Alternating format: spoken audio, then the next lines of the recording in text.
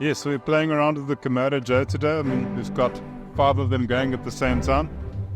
The versatility of the product's amazing.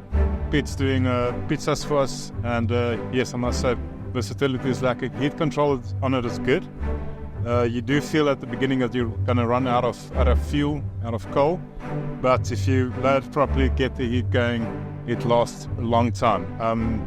I've carved that already. Pizzas has been going for the past hour and a half, and on the same load of charcoal. There's a fresh one going in now. So what I really dig about the Kamado Joe is its versatility. It keeps the heat. It's light on fuel, the coal that you use.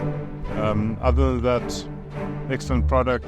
And yes, I must say it is a lacquer toy to play with for any cook, any braai enthusiast is going to enjoy it a lot.